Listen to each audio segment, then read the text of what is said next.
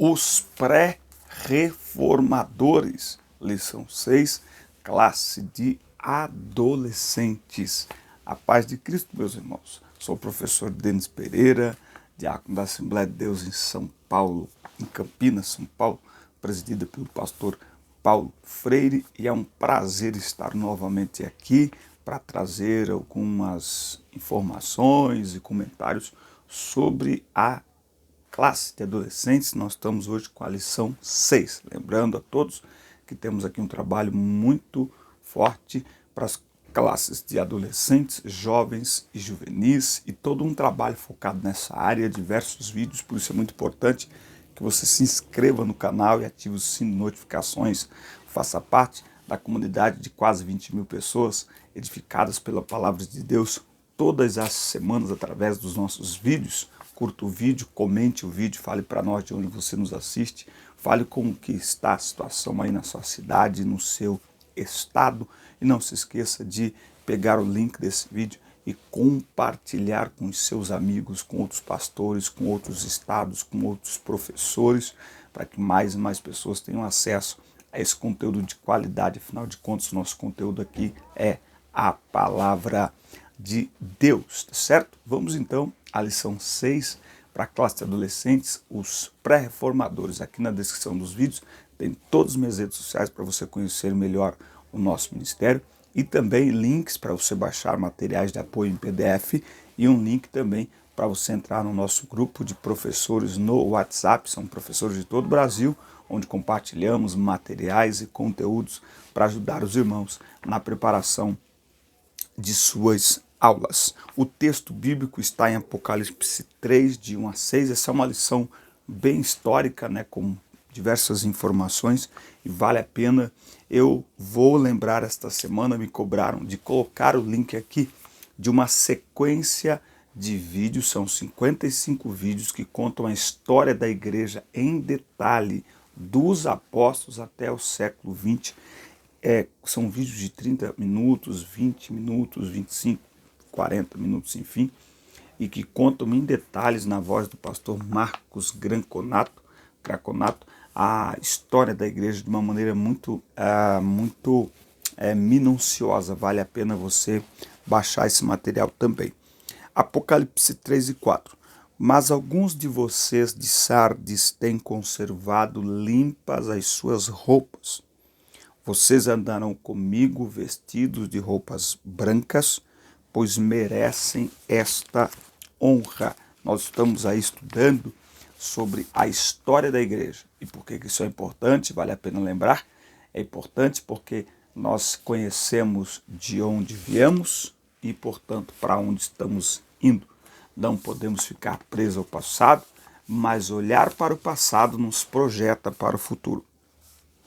Mesmo nos momentos mais escuros da história do cristianismo, houve servos de Deus fiéis, seguidores do Evangelho de Cristo, prontos até mesmo a sofrer pela verdade, se necessário fosse. Eles são exemplos para nós hoje. Nós temos falado aqui que testemunha ali em Atos 1:8, e ser-me-eis testemunha. Testemunha ali é mártir, é alguém que está disposto, se for necessário, a defender a sua fé com a própria vida, ou seja, até diante da morte, prefere ser fiel. E é esse o momento que nós estamos chegando aqui na história da igreja. Assim como havia santos até mesmo na casa de César, na época da perseguição aos cristãos durante o Império Romano, Paulo, na sua carta aos Filipenses 4:22, ele saúda pessoas que trabalhavam diretamente no palácio de César. Tamanha foi a influência que Paulo teve na evangelização do mundo. O César, que Paulo diz ali, nada mais é do que o terrível Nero. Naquela época havia valorosos servos de Deus no período da Era das Trevas. Nero foi aquele que incendiou Jerusalém e colocou a culpa nos judeus, e aí aconteceu aquela grande perseguição. Mesmo durante o período de decadência moral do cristianismo, eles estavam ali, com reservas morais, no meio da corrompida Igreja Católica Romana, tá? Muitos deles lutaram pela reforma da igreja. Nós vamos conhecer os pré-reformadores. E aqui tem os albigenses ou cátaros. Eles surgiram no sul da França no ano de 1170. Apesar de serem exagerados em alguns pontos, eles, de forma geral, defendiam o verdadeiro evangelho. Eu costumo dizer que nós chegamos hoje num tempo de uma degradação moral tão forte que, em alguns casos, teremos que ser radicais, exagerados, não tem como, porque a perversidade tomou conta de tudo, tá? Distribuíam exemplares do Novo Testamento ao povo para a ira de Roma. Lembra, na aula 5 nós vimos que a igreja, ela não, só os padres é que tinham a Bíblia e em latim, que não era uma língua popular na época, tá certo? Então a Bíblia não era distribuída abertamente para todas as pessoas. Então os albigenses aqui, eles acabam despertando a ira da igreja quando eles distribuem o Novo Testamento ao povo e condenavam o purgatório, a adoração à imagem e a santos, né? Então eles bateram de frente aí com a Igreja Católica. Também desprezavam as tradições da Igreja Católica e a ideia de ministros religiosos serem considerados sacerdotes da Igreja. E aí foi contra eles que o Papa Inocêncio III instituiu a terrível Inquisição, tá? Que torturava e matava todos aqueles que se posicionavam contrariamente ao que pensava a Igreja Católica. Tá? Então essa é uma parte escura, uma parte sombria da história da igreja, não é? E aí nós estamos estudando um período em que o imperador Constantino ele se converteu e aí fundiu, não é, a igreja com o Estado e por conta disso começou a se construir as grandes catedrais super luxuosas e os ídolos foram entrando na igreja, não é? E aí aqui já começa então a acontecer um movimento para, opa, peraí, tem algo errado aí que precisa ser revisto, não é? Mas a Igreja Católica, muito poderosa, ela acabava perseguindo essas pessoas que iam contra aquilo que eles ensinavam, que eles pregavam. Entre os pré-reformadores, a gente tem aí, no século XII, os valdenses. Eles surgiram na cidade francesa de Lyon.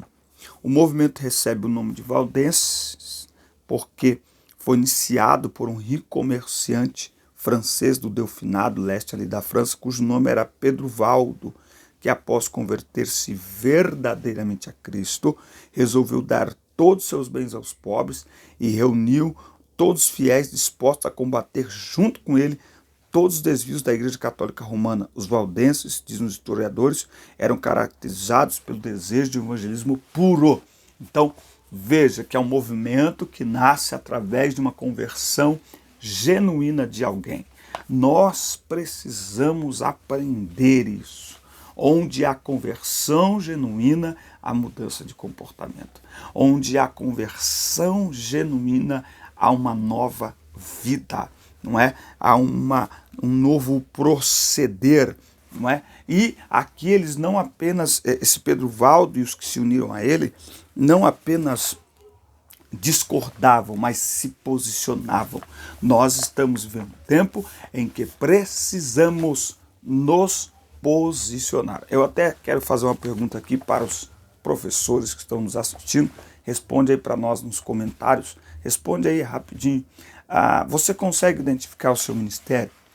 Eu vou dizer aqui de 3 ministérios. O ministério pastoral, o ministério profético e o ministério pastoral, profético, e qual que é o outro ministério? Eu me esqueci aqui agora. Pastoral, o ministério profético, e me deu um branco aqui agora, eu esqueci, mas enfim. Você consegue identificar? Seu ministério é pastoral ou profético? Vamos ficar com esses dois. Seu ministério é pastoral ou é profético? Qual que é a grande diferença? O ministério profético, ele confronta. O ministério profético, ele se posiciona contra aquilo que está errado. O ministério pastoral também, sim, mas ele é um ministério como que nós podemos dizer? Ele é um ministério pastoral, não é? É aquele que apacenta, é aquele que cuida das pessoas, é aquele que trata os feridos e tal. Mas o ministério profético é aquele que confronta o pecado das pessoas. É claro que o pastor fará isso com certeza, mas há essa distinção, não é? O pastor apacenta, o pastor cuida, o pastor trata, o pastor abraça. O ministério profético, a grande diferença está aí, é um ministério confrontador.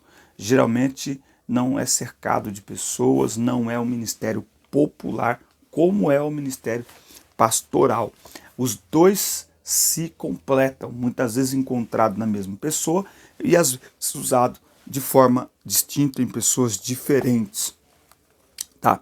Por não se submeterem às heresias romanistas e afirmarem que a autoridade da Bíblia estava acima da autoridade de Roma, eles foram excomungados, não é? Expulsos da Igreja Católica e perseguidos pela Igreja. E mais uma vez, a perseguição os espalhou. E espalhando aquilo que eles acreditavam, a fé que eles pregavam, acabou se espalhando também. Então, uma das lições que nós aprendemos na história da igreja é que a perseguição, ela expulsa o cristianismo nominal, né? Os cristãos nominais, não dá, os cristãos nominais não dá para ser nominal em meio à perseguição, e a perseguição faz expandir o reino de Deus, porque por onde as pessoas vão fugindo da perseguição, elas vão anunciando o evangelho. Um outro nome de pré-reformador, John Wycliffe. É muito interessante a história deste homem, que está no livro Heróis da Fé. E se você escrever aí no Google também John Wycliffe, você vai ver aí a biografia deste homem, vale a pena ler. Ele foi um estudioso inglês, se formou na muito conceituada Universidade de Oxford. Ao ter acesso à Bíblia e estudá-la, formou-se em teologia, descobriu todos os erros do catolicismo romano e começou a pregar contra os desvios da igreja oficial. Sua maior obra foi a primeira tradução da Bíblia para a língua de seu país, o inglês. Olha que contribuição que esse homem deu para o evangelho. Ele foi duramente perseguido, mas conseguiu escapar das mãos assassinas dos torturadores da igreja. Ele morreu de causas naturais, mas o Papa Martinho V, 44 anos após sua morte, mandou desenterrar o corpo dele e queimar os seus restos mortais. Isso aí para você ver até que ponto que ia as loucuras de Roma, tá? Então John Wycliffe marcou a história de sua nação, do seu povo e a história da nossa fé, com uma contribuição tão importante, tão impactante, a ponto de a Igreja Católica ter essa atitude com seus restos mortais. É aquilo que eu venho dizendo há algum tempo, que quando há uma manifestação clara do Evangelho num lugar, duas coisas vão acontecer. Primeiro, haverá a atração de pessoas que vão olhar aquela manifestação de fé e vai dizer, eu me identifico e eu quero participar. Ou algumas vão se sentir ameaçadas e vão perseguir. Se a nossa fé não está gerando nem identificação, nem perseguição, é porque a nossa fé muitas vezes ela é uma fé fraca, fria, pior do que fria, morna, não é? Nós precisamos rever isso. Os homens que marcaram o mundo foram homens de uma fé que impactava pessoas, ameaçava os inimigos, mas atraía mais e mais pessoas para o reino de Deus. Os Lollardos e João Hus. Mais uma vez, João Hus está no livro Heróis da Fé, um livro que se você ainda não leu, leia. Nos grupos aqui do WhatsApp, você pode pedir, a gente manda para você em PDF esse livro. E não se esqueça, se você não se inscreveu ainda, inscreva-se no canal aí, ative o sino de notificações, nos ajude. Os seguidores de Wycliffe eram chamados de Lollardos. Eles continuaram pregando a palavra de Deus, mas foram mortos pela perseguição de Roma nas décadas seguintes. O mais famoso dos Lollardos foi João Hus, de uma nação chamada Boêmia, que profetizou momentos antes de ser queimado vivo por causa de sua fé, que cerca de 100 anos depois de sua morte, a reforma protestante aconteceria o que realmente aconteceu. E olha só que interessante, ó. Por que executaram este homem? Alguém perguntou. O que ele fez para merecer tanta raiva, hostilidade e brutalidade? Qual foi seu grande crime, o seu pecado? A resposta é simples. Ele acreditava que a Bíblia é a palavra de Deus. A Bíblia é a autoridade final. Ele acreditava que as pessoas não podiam comprar perdão para os pecados, que eram as chamadas indulgências. Ele acreditava na simplicidade da igreja primitiva e na santidade. Acreditava que no culto da comunhão não deviam servir para as pessoas apenas o pão, mas também o cálice. Acreditava que o clero não devia abusar dos leigos, nem se aproveitar econômico e emocionalmente deles. Ele acreditava que a verdadeira igreja de Jesus Cristo não era uma estrutura organizacional, mas consistia em pessoas que realmente conheciam o seu Deus. Olha no que esse homem acreditava. E com certeza essa deve ser a nossa convicção de fé nos dias que nós estamos vivendo. Foram estas as convicções que levaram esse homem a uma morte dolorosa. Ele passou preso algum tempo e no livro Heróis da Fé conta ali a sua história, sua esposa indo visitá-lo quando era possível, filhos pequenos, uma história com um final muito triste, mas glorioso, porque mostrou a convicção destes servos de Deus, e eu fico sempre me perguntando quando leio essas histórias se eu teria permanecido, se eu teria tamanha convicção. Será que teríamos tamanha convicção se alguém nos acusar de sermos fiéis ao que está na palavra, nós retrocederemos ou manteremos a base ou ficaremos firmes? O crime de João Hus foi acreditar na veracidade da palavra de Deus. O crime de João Hus foi dizer a Bíblia é a palavra de Deus. A Bíblia é a palavra de Deus. Esse foi o crime desse homem. E nos dias que nós estamos vivendo, muitos estão cometendo esse crime. Por quê? Porque estão exigindo de nós que nós tenhamos outro comportamento, um comportamento neutro, um comportamento permissivo. Não, a Bíblia é a palavra de Deus. Ah, mas você é extremista. A Bíblia é a palavra de Deus. Ah, mas você é conservador. A Bíblia é a palavra de Deus. E pronto. Um outro nome é Jerônimo Savonarola. Também está no livro Heróis da Fé. Foi um monge católico romano que, lendo a palavra de Deus, também percebe isso ao ler a palavra de Deus. Então, qual que é a ideia das pessoas não ler? Lembra que a Bíblia diz assim, ó, o meu povo perece por falta de conhecimento. É isso mesmo, o meu povo. A igreja de Jesus Cristo, o povo de Deus, perece por falta de conhecimento. Quantas pessoas estão sendo manipuladas porque lhes falta o conhecimento? E hoje esse conhecimento está ao alcance da nossa mão. Por quê? Porque nós temos a Bíblia em diversas versões e traduções e cores e tamanhos.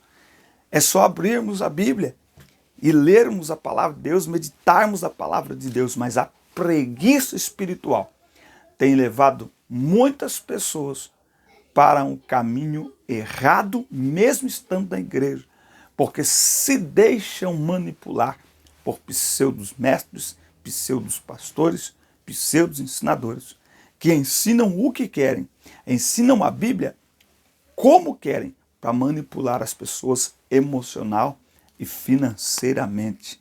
Falta de conhecimento faz o povo de Deus perecer. Por isso Jesus disse, crescei na graça e no conhecimento. Jerônimo Savonarola, ao ler, reconheceu que algo precisava ser modificado. Quando nós chegarmos em Martinho Lutero, você vai ver que Martinho Lutero é a mesma coisa. Ele era um monge católico. E quando ele leu na Bíblia, o justo viverá da fé. Opa, peraí, o justo viverá da fé?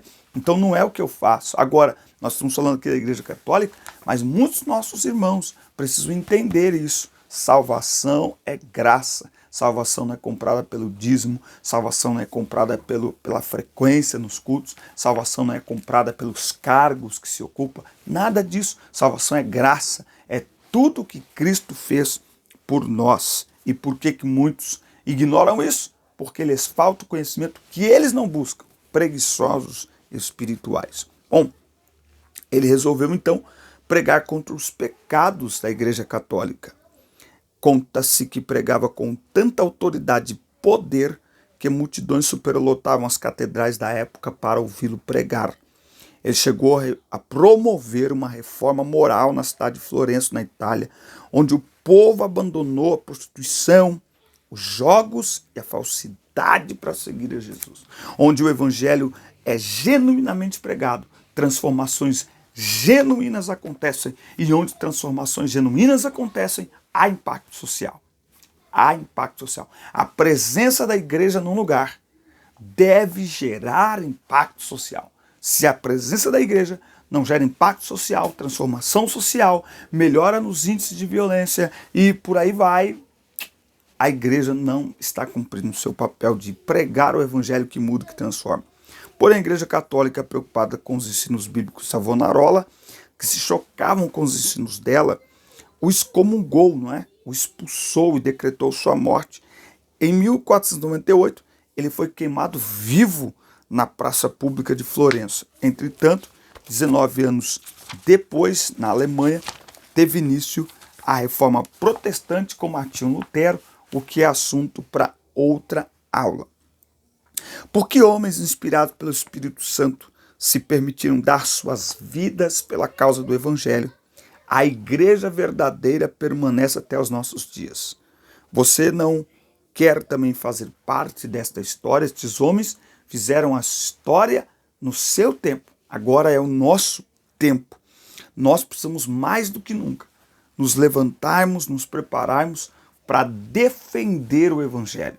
Defender contra os hereges, defender contra aqueles que falam o que querem da palavra de Deus e como querem. Defender a igreja daqueles que se colocam como mestres do saber, mas que na verdade são meninos espirituais. Pior do que isso, são mestres do engano, são mestres da mentira. Nós estamos vivendo dias em que mais do que nunca nós precisamos nos posicionar para defender a palavra de Deus. Nós temos um compromisso com este evangelho, com esta palavra.